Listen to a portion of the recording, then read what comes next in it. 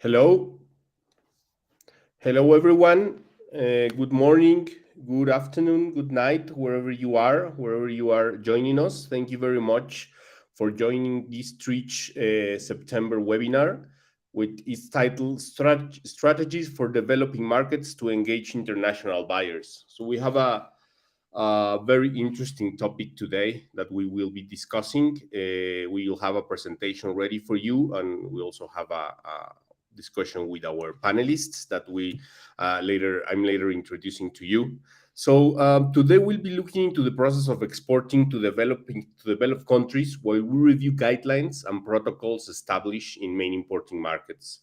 Our expert panelists will be discussing the challenges and opportunities that developing markets have in the agricultural trade today, as we also review some successful cases.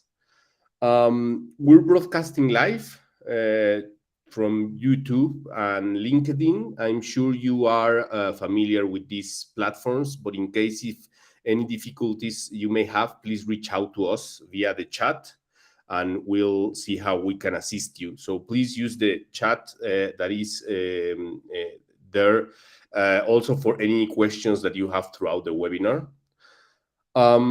So let's start. Okay, so first of all, let me introduce you to our new enhanced service that is the social marketplace.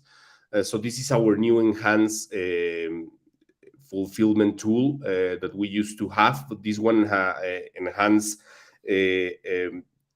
a new platform or a new design of the platform. The purpose of this is to launch a new business-to-business marketplace designed to help buyers and suppliers to connect, engage, and build long-term relationships founded on trust.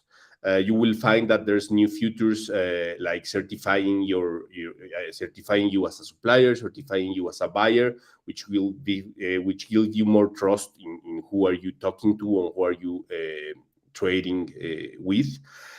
So for all you previous users of the marketplace here on Tridge and for newcomers also who are interested, please go and explore our new trading platform.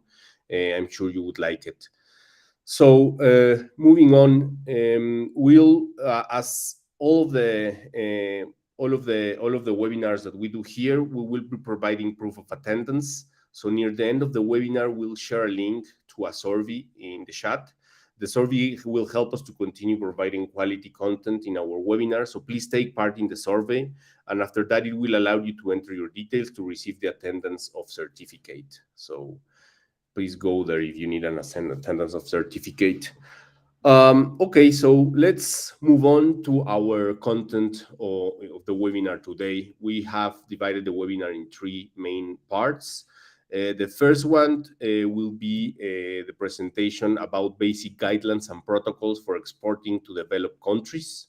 Then we will move on to have a review of the main case studies, successful stories that we have pointed out and that we will be discussing as well.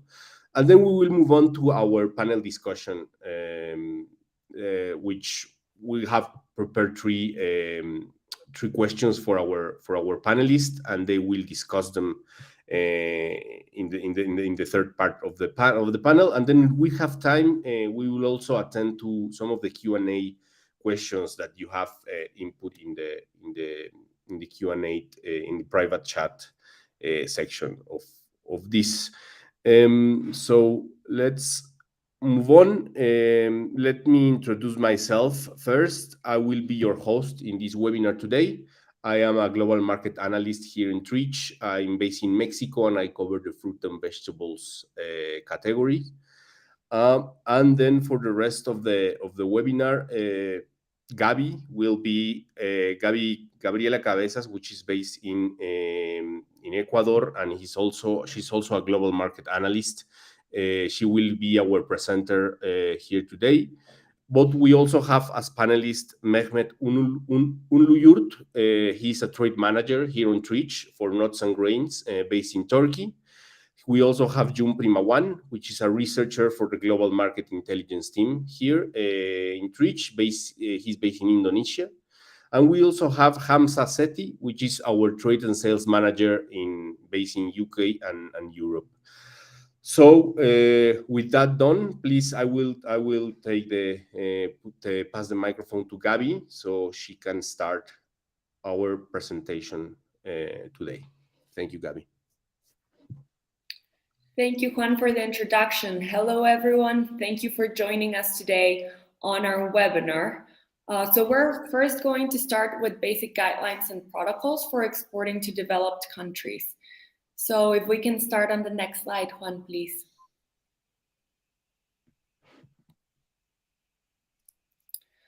So to understand trading, we need to understand a little bit international trade and how it has been working over the past couple of years.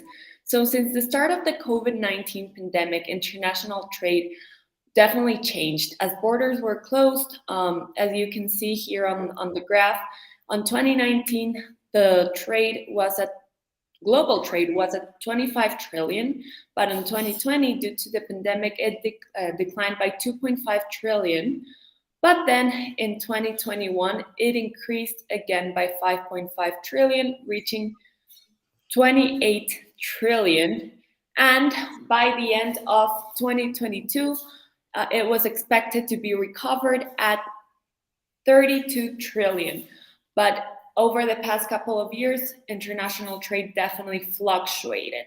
So, in terms of agricultural trade, on our next slide, we can see that agricultural trade is a little part of what encompasses the whole international trade chain. So agricultural sectors include fruit, vegetables, animal products, oil, fats, tobacco, and beverages, and it contributed to less than 10% of international trade, totaling 2 trillion in 2021, which is just a little part of the whole chain of trade. Many developing countries rely heavily on agricultural and natural resources for their export portfolios. That includes countries in Africa, Latin America, and the Middle East. So these countries rely economically hugely on agricultural trade. That's why it's so important for their producers to develop international trade markets. On the other hand, some countries in Africa and Asia have reduced their commodity dependence. And that's why Latin American countries are taking a little bit more of a market share over the past couple of years. So to understand agricultural trade, going over to the next slide, we can see that international agricultural trade involves so many moving components. International trade will never be the same because it will always change depending on the origination country, on the destination country, and on the products that are being exported or traded. It involves a global exchange of crops, livestock, related products, and it serves as a vital component of the global economy, supporting food security, economic growth, and agricultural development.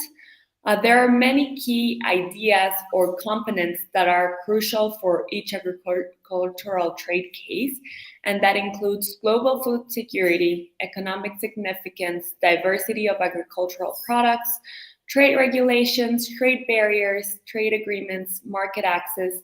The last four are heavily dependent on government decisions. So every country will be different, and also some things that are happening globally are sustainability and environmental traits, technological advancements, market volatility and changes are always present in agricultural trade. Also, global supply chains are crucial. That's why in 2020, when the pandemic was at its full force, it definitely impacted global trade as supply chains were affected due to the port closings and the pandemic restrictions. Geopolitical factors, consumer preferences, and quality and safety are playing a huge role in the agricultural trade. So, going over, we can definitely start diving in a little bit more on how to enter a new market successfully. But as I mentioned, a couple of minutes ago, entering a new market will always be different according to the destination country, export country, and the product. So what we are talking about today are general guidelines and suggestions on how you can start looking into entering a new market. So for developing an international market, one of the first things you need to do is understanding how you want to approach this entry with what entry strategy. They're not universal because they're contingent on the specific nature of the business. But two of the most popular approaches are a market concentration approach, which means that you are focusing on a select number of markets, offers several advantages. And when you're focusing just on a very few markets, you will gain in-depth knowledge of the market, allowing products to be customized for each specific market, which will allow cost reductions across logistics, management, and operations, increase resources that will be allocated to market promotions and marketing campaigns, and enhance control of international activity. So when you have less markets to focus on, you will be able to focus your resources onto those smaller markets to grow them at a higher rate.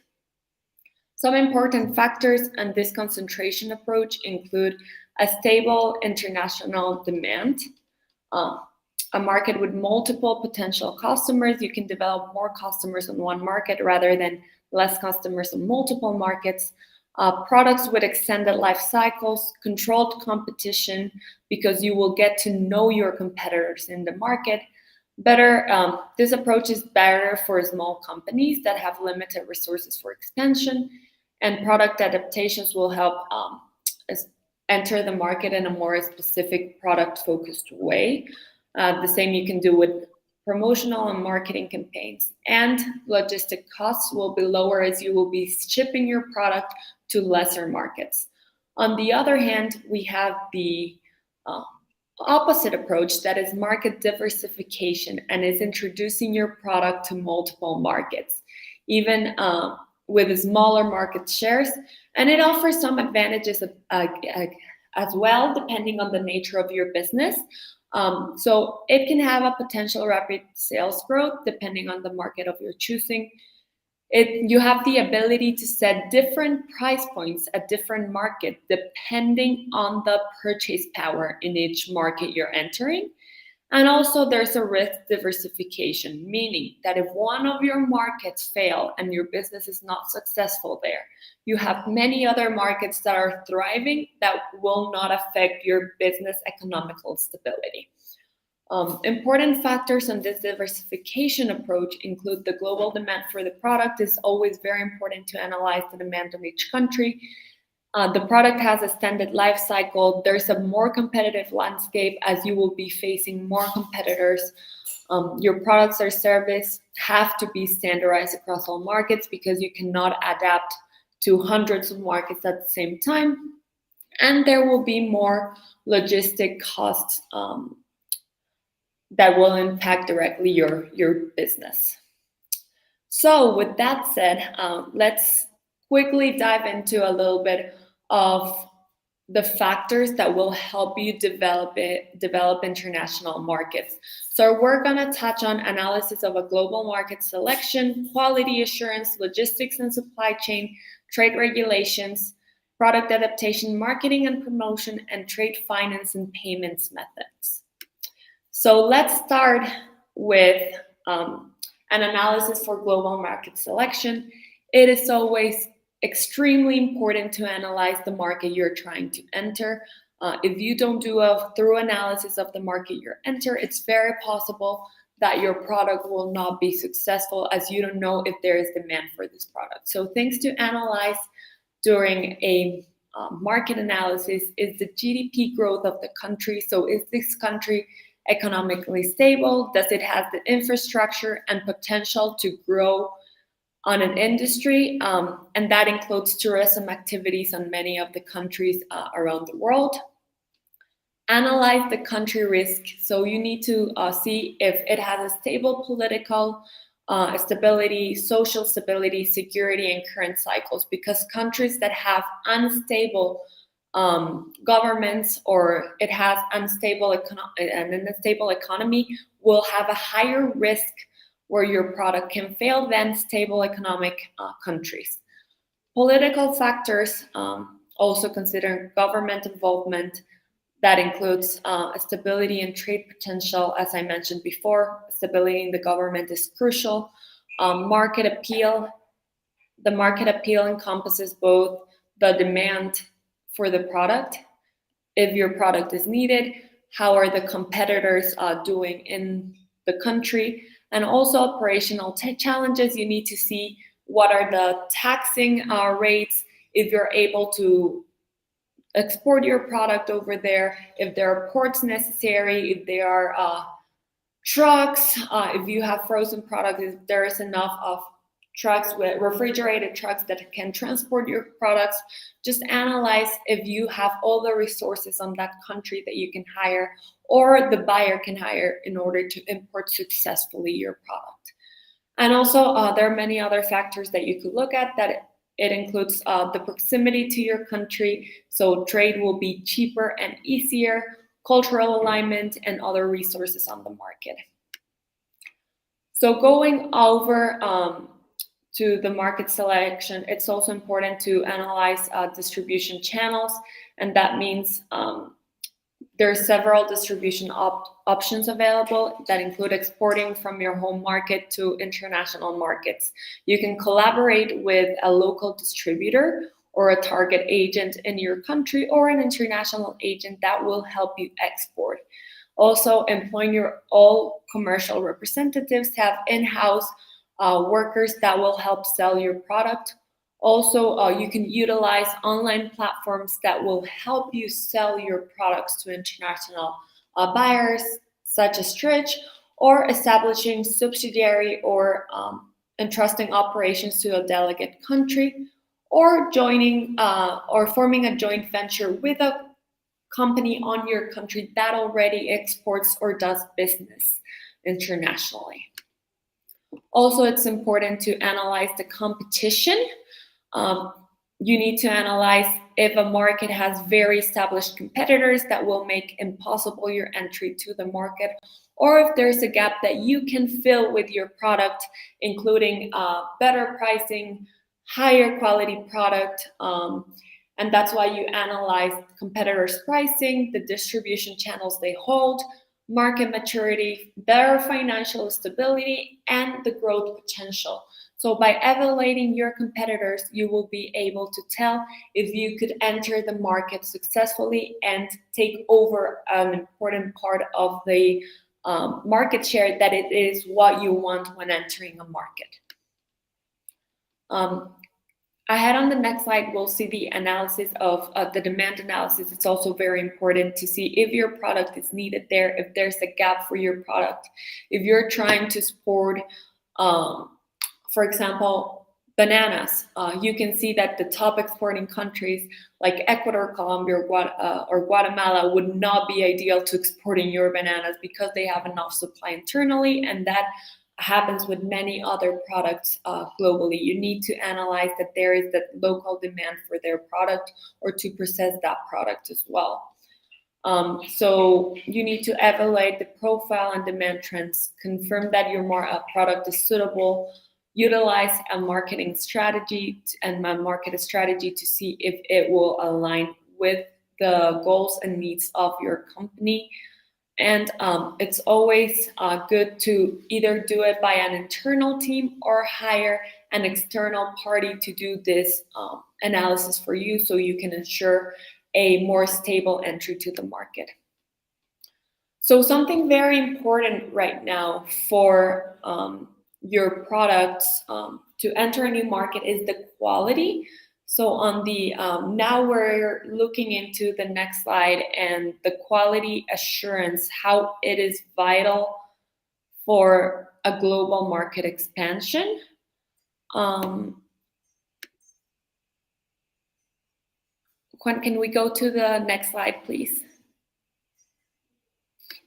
Thank you. So how it is very important for a global expansion. Quality has become key as consumers are looking for high quality products at competitive prices in order to compete in each market.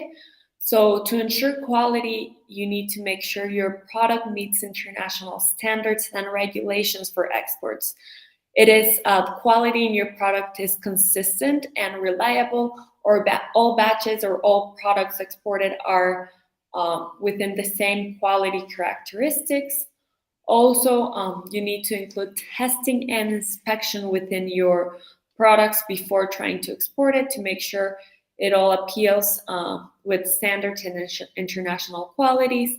Um, and that includes, for that to happen, you always need to train your staff to do training and skill development within your team on field and on office as well.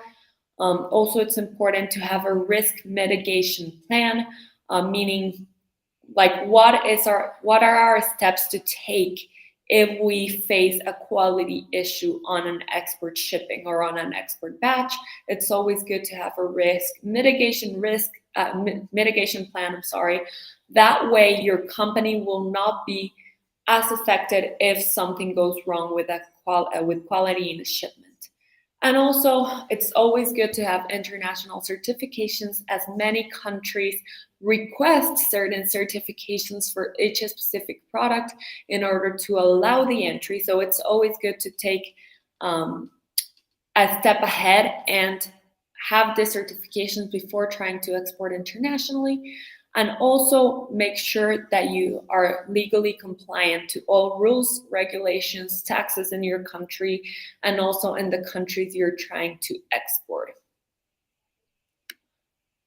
Going ahead, looking at logistics and supply chain management, I mentioned it very quickly earlier. Supply chain is extremely important to export and import products, as if there's not an efficient supply chain, the products won't be able to reach the final destination in the proper conditions. So it's crucial for expansion, optimizing operation costs, cutting costs, and ensuring a timely product delivery. And some key things that are important to look at for efficient supply chains are for logistics and supply chain management is creating efficient supply chains, trying to see where are the best routes that we can use to ship the product so the product can be streamlined and costs can be lower. Also, transportation optimization. Is it best to export my product by air, by land, by sea? What is the best companies or types of vehicles that we can use to export our products? Also, storage solutions. Once our product reaches the destination port or reaches every transitory port, find reliable storage solutions that have the necessary conditions, for example, refrigerated areas that will maintain your product at its optimal quality. Also, it's important to have an inventory management of your products on your homeland and also on the transitory ports. Risk mitigation as well, the same story as with quality. Create a plan in order to mitigate any risk in the case that something happens during transit and logistics, how you can make the product arrive to the final destination on a timely manner. Also, distribution channels are extremely important to see how your product will be changed, and also environmental considerations. For example, if you know that a country faces many hurricanes, many environmental challenges, and your product can pass through that country or through a different country, try for your products to have to transit along countries that usually don't have environmental issues that could affect the supply chain of your product and the timely delivery of your product. And also, it's important to always look at logistics with new technology. Logistics and supply chains always change, so it's important to always hold in regard a continuous improvement. Going over with trade regulations and compliance, as I mentioned, trade regulations and compliance especially will be different for every country and every product, but they are very, very important and essential step where when entering a foreign market. When entering a market, you need to, the best way would probably talk to a lawyer, to an industry expert, or a company that has expertise in exporting, so they can help you assure that you are complying with all the import and export regulations, customs procedures that will change within every country, including the certifications that I talked a little bit ago. Also, you need, and this is very important in order for your product to enter a market, you need to use the harmonized system codes, the HS codes, and label your product accordingly. That way, it will have no problem in customs, whether entering or exiting a country. Always, it's good if you can apply a chain that can trace the origin of your product and the rules of origin. It will help you export easier, hold to sanitary and phytosanitary standards. That's key when trying to export successfully. Also, trade agreement and treaties. For example, if your country has a ban to export to a certain country, despite all your efforts, you won't be able to do it. I know that there are many producers on countries that talk to the government and push them to open or sign a trade agreement with certain interest markets or interest countries. And if that's something that interests you and there's a very big potential market, as a grower association or an exporter association, you can always request for a revision from the government if it's a larger group of suppliers that are trying to enter this market. Also, compliance monitoring and export controls, compliance in terms of quality, supply chain standards, that's always relevant for the different exporting systems, and also legal counsel and expertise. As I mentioned when starting looking at this, it's always good to consult experts and trade organizations to navigate all the different complex regulations, as every country and every product will encounter different regulations that they need to follow. Going over with product adaptation, it is very crucial to not only see that demand is present on your market, but also that your product will fit in well with the markets. And when I'm talking with fit in well with the markets, is talking about consumer preferences. Also, what's the type of packaging a country's use? What is appealing to the local consumers? Some countries are looking more at like plain packaging or very straightforward packaging. And for example, some other countries look for a more elaborated packaging, more colors, and that will always be useful when getting to the final consumer. But in terms of buyers and suppliers, you can always discuss with them to see what is the local preferences. For example, you can modify, if we're talking about an example could be potato chips. If you're trying to export potato chips, probably to the Asian market, there will be more interest in seafood flavored potato chips. But if you're trying to export the same potato chips to Mexico, maybe that's not the best market for it. But if you provide a spicy potato chip for Mexico or for the US or for other Latin American countries, it will be more well perceived. So modification of your product and product adaptation is key. Also, as I mentioned, packaging will appeal the final consumer, and the final consumers are the ones who create local demand. So it's important to adhere to the local preferences of packaging. Also, understanding seasonality. So it's important to adapt your production schedule to align with crop seasonality and with your competitor countries, and if it's a product to demand seasonality. So, for example, if you produce if you're trying to export turkeys, probably exporting frozen turkeys will be more successful during the last quarter of each year because of the high demand for turkeys in many countries for holidays such as Thanksgiving, Christmas, So that's why it's important to always explore the seasonality when your product is in highest demand. Also, cultural sensitivity. Try to avoid entering countries that will your product will be offending to the natural to the local culture, or has insensitive packaging, branding, or product attributes. So it's important to conduct research in order for effective adaptation and also a competitive analysis. It's always crucial for this. Analyze the successful competitors in the market, what they're doing well, what they're not doing well, and how can you fill the gap that they have in the market. Next, for marketing and promotion, effective marketing and promotion. Juan, can we please go? Oh, thank you. So for effective marketing and promotion, your products or services in international markets will not be known by the local consumer. So it's really, really important to build an effective marketing and promotional campaign, whether if your target is the final consumer or buyers or retailers or bigger distributors. It's always good to target your marketing and promotional efforts to your direct customer. So for that to happen, it's very important to create an international brand presence by developing a cultural sensitive brand identity and localizing marketing materials.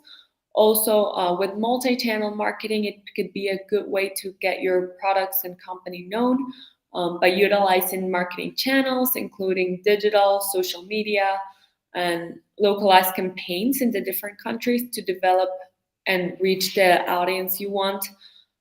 Market segmentation, it's also very, very important to divide international market and target. Campaigning will be different in different continents, in different countries, in different regions. So it's important to segment your market and target your marketing efforts accordingly. Also, international SEO and SEM, that are online marketing campaigns that can optimize your online presence and their search engines. So when looking for a supplier of apples, if you in Chile, if you place your company with a SEO or SEM strategy, when someone looks in Google Apple suppliers in Chile, your company will pop up and it will help you enter different markets. So it's very important to use technology and digital marketing for it as well.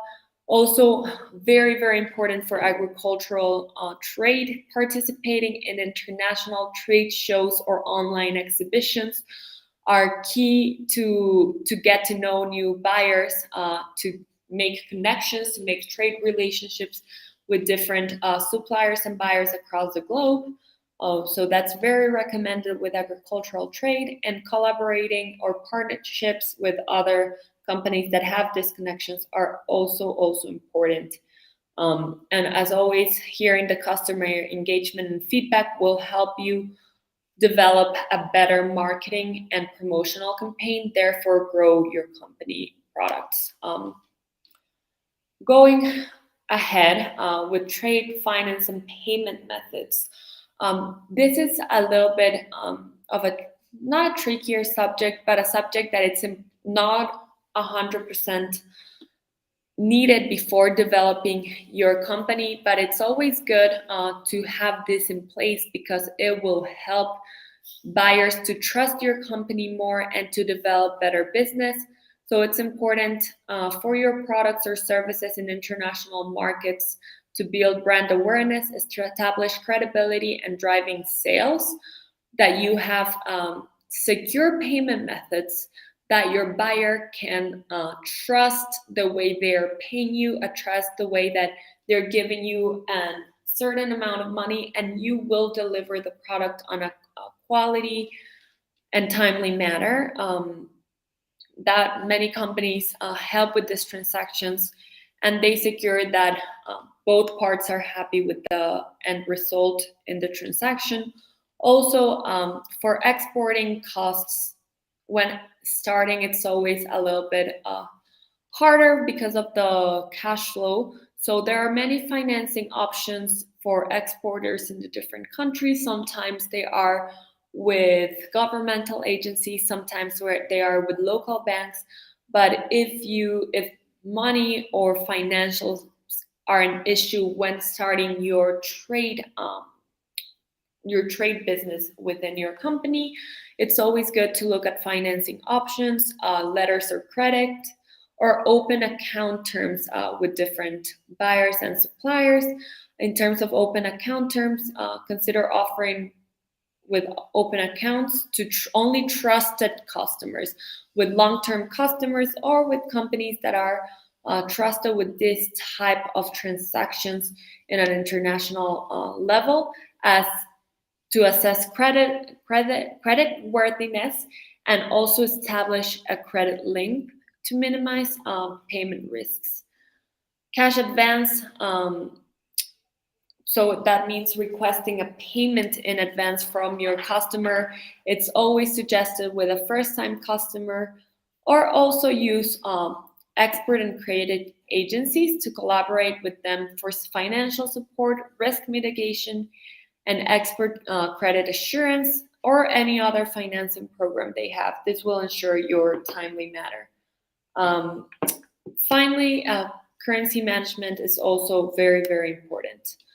So going over with international trade trends, what we have seen over the past years with what global consumers or global buyers are looking is there's a very high demand now for agricultural products, as consumers are having a more healthy approach to food. So they're looking organic products, they're looking dietary preference are changes, and that has led to demand for grains, meat, dairy, organic products. Also sustainable products, agricultural products have been a great demand, with concerns influencing agricultural trade.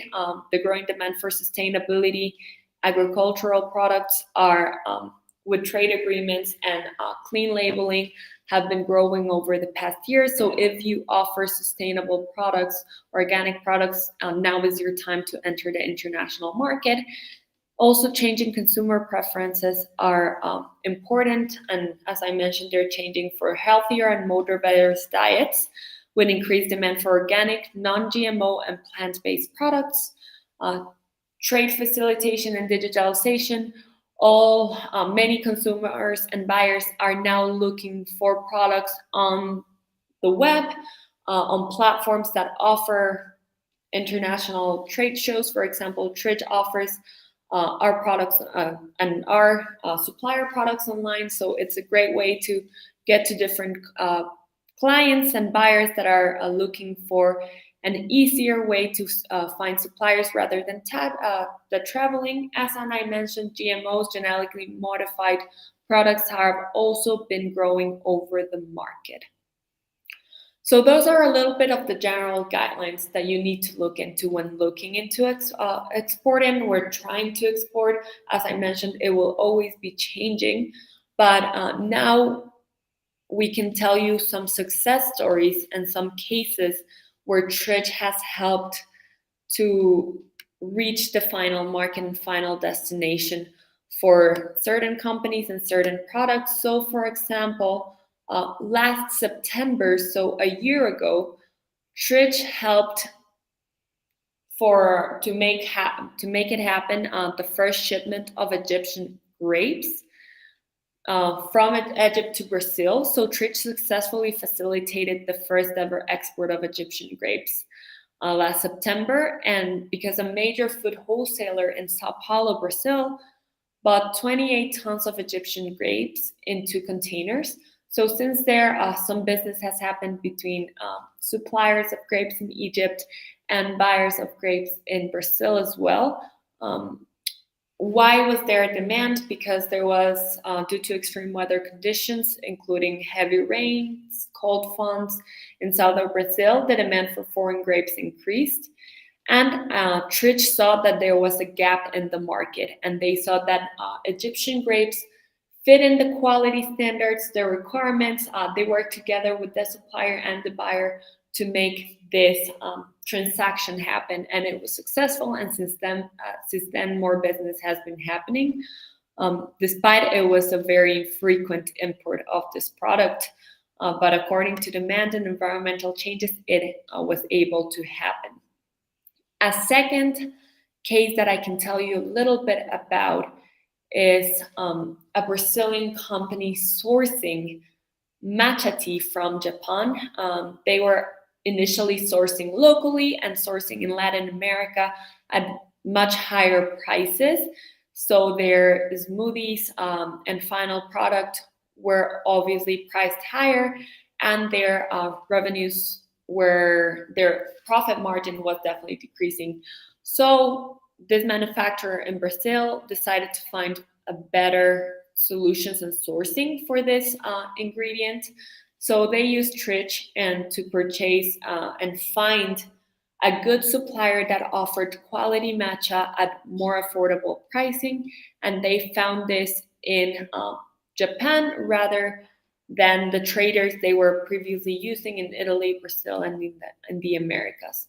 So Tridge helps facilitate not only the contact, but the papers, the solutions that need to be figured out in terms of logistics, in terms of legal compliance. And since then, this company has been importing their matcha from Japan at more affordable prices.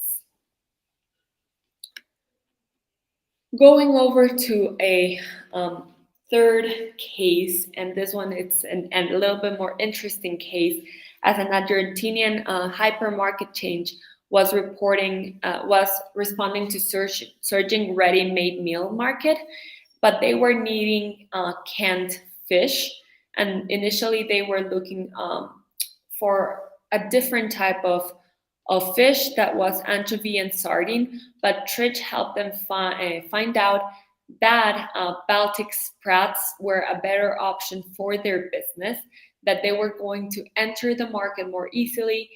Pricing was better for them to import this product in terms of not only prices, but taxing brackets. So they identified a growing demand for Baltic sprats, and they were able to connect the buyer in Argentina with multiple European suppliers. So they could start purchasing from them and importing Baltic sprats to Argentina. This case has also been successful, and the company has been doing business with European suppliers since. These are just a couple of examples. As I mentioned, there are so many different trade regulations, products, origination countries, destination countries, that each case will be different, and each case needs to be analyzed individually. So we have just covered the general terms and some examples of how your company can find a niche market and enter your product or import products from different markets. So I will hand over to Juan. Please take over so we can continue. Okay, thank you very much for that insightful presentation, Gabi. So we're running out of time, so let's go straight to the questions that we have prepared for our panelists. I hope they're insightful for you as well. And again, please submit your Q&A that we'll review after the webinar, because we probably won't have time today. So let's just go to the first question. So it says, how can developing markets identify the most suitable international buyers for their products or services? So very interesting question. Mehmet, why don't we start with you? Sure. Hello, everyone. Yeah, this is Mehmet, and I'm senior manager at Tridge. I'm in charge of pulses and grains and also nuts group. So actually, Gabriel already mentioned all the main points, and since we are lacking of the time, I will keep it short. But when we consider, like, of course, like everything, start analyzing the market and then knowing the product that we are supplying, because when we want to supply anything, we must know all details to be trusted by the buyers, right? So when we are considering all of this situation and when we're analyzing the countries, what I would recommend the most when we do analysis, it must be not just a, like 1 year, 2 year space. It must be like at least 4 or 5 years back, so we can exactly learn what was the trend of this engagements with those countries. And when we target to reach these countries, we need to know what exactly they want, because you might have like perfect purity commodity at your hand, but that market, if they don't interest, you will not be able to compete with the market. So at the end, you will not be able to cover the market, and it will just cause that with failure.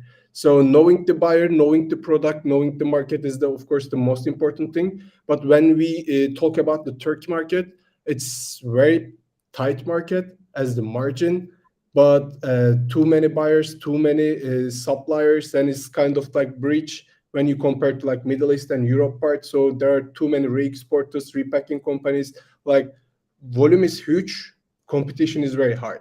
So if you would like to compete with them, you have to have very strong structure of your company, and you have to give very good solution, and of course the trust, because already there are ongoing ones, and you should have some strength to compete with them.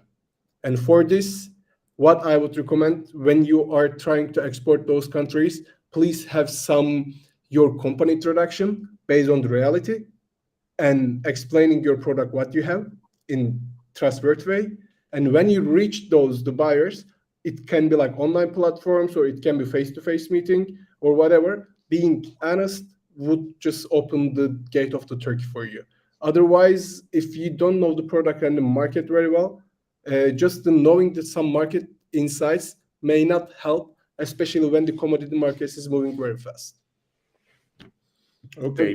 For the first question. Okay, thank you, Mehmet. So that's interesting. Hamza, is that look similar to your process to find a suitable buyer, or what difference when it turns to the European market? I mean, my my advice. Sorry, I'll just introduce myself. My name is Hamza Sethi. I'm the senior trade sale manager for the UK and Europe for Tridge. I've been involved in the fresh produce industry essentially for over 2 decades now. I would suggest that countries need to do a lot of market research and customize their marketing strategies to understand exactly what demands a country has, and then adapt their products according to that specific country. I mean, to keep it short, you need to have a market analysis of things. You need to understand the market trends and the size of the potential market that you want to go in for. One good opportunity which I would always recommend to people is please visit the trade shows and expositions, shows such as Fruit Logistica, Fruit Attraction. We have Asia Fruit Logistica, or PMA, in the USA. That would really help you gauge what potential buyer demands are, because you are going in and conversating with people from different countries and origins, and that would definitely help. One thing I would suggest that everyone keeps in mind to develop their product in different markets is think of a long-term strategy to send your product to particular countries. Don't think of an initial 1 or 2 containers sale. Try to make a program for your product with these developed countries, so that you can have a demand for your product year round. Okay, that's great. Jun, do you have anything to add from the Asian perspective on this sense?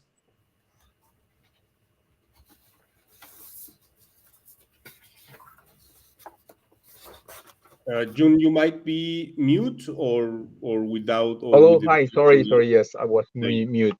So, my name is Yun Primawan. I'm based in Indonesia. So I'd like to emphasize again what Gaby already explained, that it is very important for the exporter to the seller to understand the market landscape and also the compliance and regulation in each country. I would like to speak about the Indonesian situation for the agriculture business, that basically the more commodity that is imported to Indonesia have certain regulation. They have certain compliant that need to be fulfilled from both sides, not only from the seller side, but also from the buyer sides. In the simple term, that if the seller want to enter the market in Indonesia, first they need to know what is their product compliance to the buyers in Indonesia. For example, that there are product which is only can be imported only one by one company, by the central logistic company. There is also product. There are about 28 category of product that are regulated, and the importer need to have a certain quota, which is given by the Indonesian government. And this is a very good for the exporter, the seller point of view, because the Indonesian government doing certain of screening to give the buyer knows that the seller knows that the buyer is already qualified to import, and they have the authority to import. And this is a very critical point, because I heard there are some experience that exporter doesn't have the knowledge about the compliance. So when they export to Indonesia, the buyer doesn't have the quota by the government, and they have started to get a problem.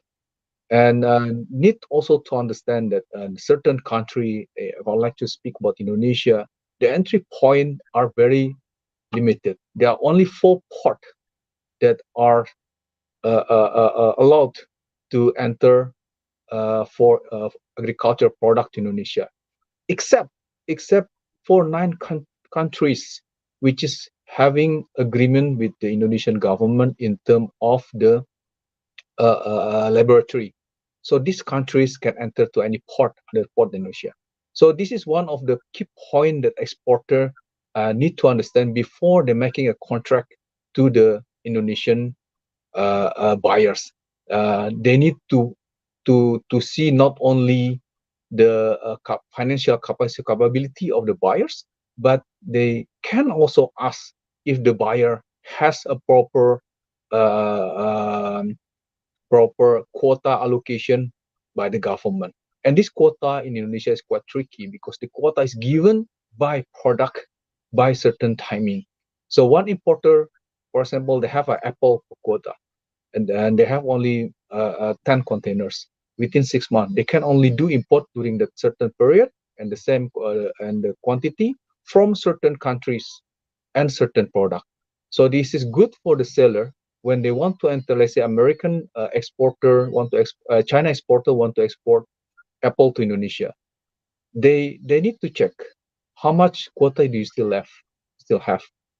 If they cannot cannot prove to you that they still have the quota, then you can skip, and then try to get more information about others company. I think this is there are so many regulation that you need as a seller, you need to know, and that's why you need an expert in local market to give you guidance how you can enter the market, and how to make your business contract to be sustained and continuous. uh, I can speak about other example, for example, about peanuts, which is not quota, but there's also specific uh, B2B relationship with the importer, and this local knowledge is a key when we want to penetrate and enter to the market. Okay. Thank you very much, June. Yes, local knowledge is, I think, what an exporter need about who's trading with. So let's go directly to our next question, question 2. So, what are the critical steps for ensuring that products from developing markets meet international quality standards and certifications? So, I think Gabby actually had a few slides dedicated to that. So, Hamza, let's start with you. What can you add in this sense? You are muted. Essentially, what I'd like to say in this briefly is that people need to understand and comply with regulations of the countries. Now, you'll find in the Middle East, for example, there's not as much of a requirement where it comes to accreditation such as Global Gap, whereas within the UK and Europe, Global Gap is one of the most essential accreditations you need to have to enter certain markets. However, it doesn't just stop at Global Gap, because a lot of retailers around the UK and Europe are looking at the social responsibility of the producers as well, and how responsible they are socially. So, that would entail them to have an accreditation such as SMETA as well. So, essentially, you need to understand that within the UK and Europe, if you want to develop your products and have a regular flow of produce coming here, you need to invest in getting the critical accreditation in place. In addition to that, I would definitely suggest that you have your own quality assurance systems. You ensure the traceability of your product from farm to plate is there, so that you can show to the buyers that you are a supplier who follows the processes in the correct manner. And of course, everything involves certifications and audits. As well as the fact that I would say you need to handle the quality of your packaging in the correct manner, so that it does meet the standards of if you wanted to import to the UK and European market. Your boxes have got to be presentable, your fruit has got to be presentable, and the more presentable it is, nowadays we eat with our eyes, so the more presentable a fruit is, the more you'll find that buyers would be enticed to work with you and buy your produce. Okay, perfect. Definitely have knowledge of the different certifications that are needed. It's key to one of these operations. June, do you want to add something regarding products coming out from Indonesia? Yes, I think in terms of certification, definitely. I think all the panelists already explained. Maybe I would like to share about how the quality product enter Indonesia instead of outside Indonesia, because I see that the participants here are sellers, and maybe quite interesting information. And I will give you the example about the peanut product in Indonesia, which are basically there are three, four companies doing the import of the peanut product mainly from India, and this is quite tricky because developing the trust of the import for this company is quite difficult. So when we develop the market, we develop business with this company, we need to have a quite long process. Like my partner already explained, that we need to have trust, and this trust sometimes is very tricky, and that's the reason why there are many importer of peanut in Indonesia. For example, they're asking exporter actually to import by themselves, and then they will buy it locally. The consequence is they have to pay for the taxes, extra taxes, VAT taxes, which is not applied if they are importing directly. But they are willing to sacrifice that taxes because there was an issue with the foreign exporter on the claim process. So apart from the certification, the seller need to have and to convince the buyer that the claim process is smooth and efficient. Um, this is a very critical, because if we have a good product, we have a good service, but then the claim process takes time, very complicated process, and that making our position in the market, our competitive advantage in market, become losing. So seller, it is, I think Gabi already explained, it is very good if the seller have the representative in the market, but then of course it will become very complicated in terms of the operation of the company. And that is, I think we are in a market that can support seller to help them to follow up with them on their current transaction. Okay, thank you very much, June. Mehmet, any information about this from Turkey side? Yeah, of course. For the sustainability, quality standard is must, because if you would like to make some business to go on, you have to provide the same quality, not to upset the buyers, obviously. And also like BRC, IFS, like in actually all over the world, not just in Turkey or in Middle East or in Europe, like worldwide is very appreciated certification. They are mostly management certification, along with quality too. So those certificates, of course, gonna help for the companies to at least like to show them they were inspected by the third party, which is kind of proving that they're doing something in standards to gain new buyers. And for the sustainability, of course, international quality standards are the must, especially for the Turkey market. If you are working with the factories, if your sales channel are just the factories, so it's still like negotiable about the quality and everything. But if you are going to work with retailers, repackers, so you have to have some standards to go on for the business. Okay, for sure.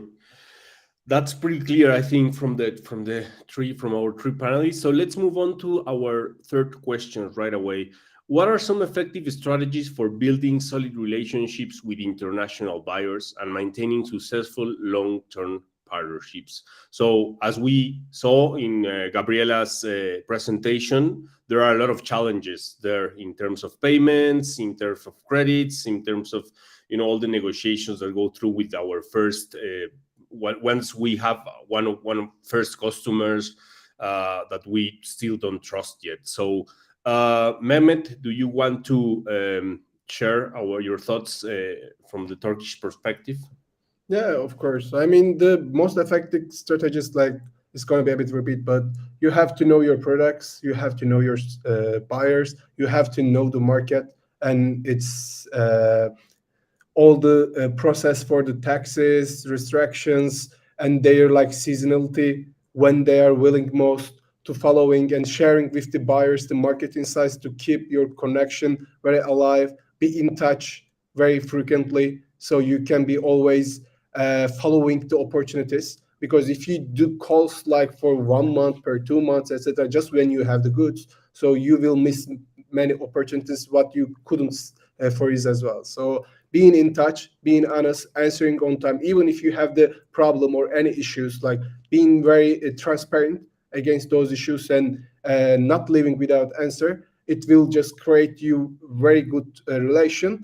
And we always say like you must have some business partners who are also your friend in the sector, because like whatever we do is also our life, right? So we have to live with all of these markets, insights, those friends, because like in trade, our lives and work is kind of together. So we have to just know that how to manage all these relations in trustworthy way, and then success will follow, obviously.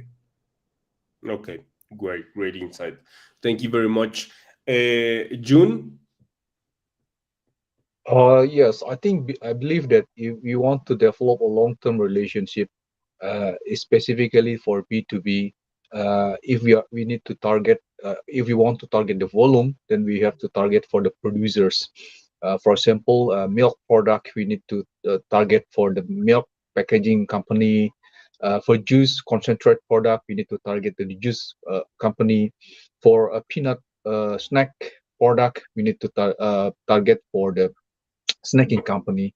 And this company, they have a process, and they have their own standard. And realistically, of course, seller, they have their own standard as well. And this need to have a quite good, strong, and also understand, both party need to have a understanding in terms of negotiation. For example, that if you want to export food product, fresh product to Indonesia, Indonesian buyer usually expect for the balance payment after arrival, which is quite difficult for exporter, for the first time exporter, to do that kind of the term of payment. But that is the risk. Is it is the penetrating cost for the exporter to enter the market. Um, Most of the exporter, when they want to export to Indonesia, they said we don't know the company, we don't know the buyers, and they don't know how the process, they don't know about the quota system and so on. And when the buyer asking about the term of payment to be 20% upfront and then 80% balance in the cash after arrival, they will step back, they stop. but that's the challenge, right? That's exporter need to compromise.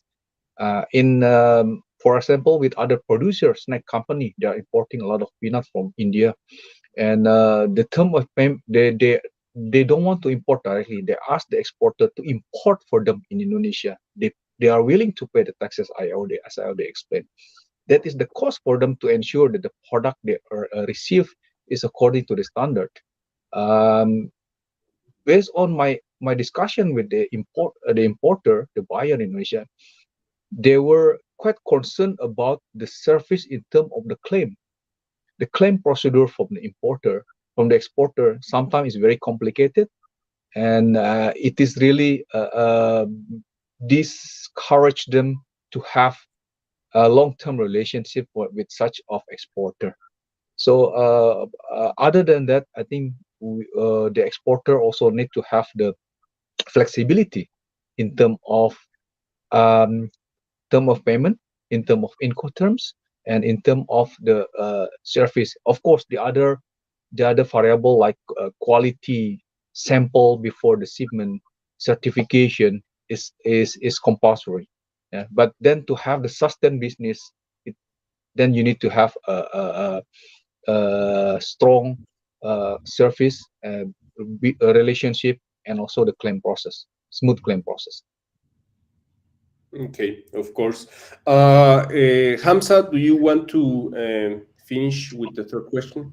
Yeah, I mean, I totally agree with Jon. To establish a long-term relationship with buyers, you need to work on establishing long-term contracts and partnerships with them. Now, there's many ways you can go about this. I mean, you could, for example, even offer to customize the packaging according to the buyer's brand itself. And if you had the capabilities as a producer to customize the packaging, you would entice the buyer to come and work with you a lot more. Another thing I would definitely suggest is be transparent with the buyers, right? With regards to your quality, the standard, be transparent and always continuously, consistently provide them with information relating to your country and your product, so they understand exactly what's going on in your market, when you expect the prices to increase, for what reason. It could be, you're having adverse weather conditions, could be a shortage of the produce. But the more you keep the buyers in the loop about the situation with your product and the country that you're in, the more he will be inclined to work with you, because he understands you've got a full product knowledge. And definitely I would suggest that you give your buyers not just support through the sale, but after sale support as well.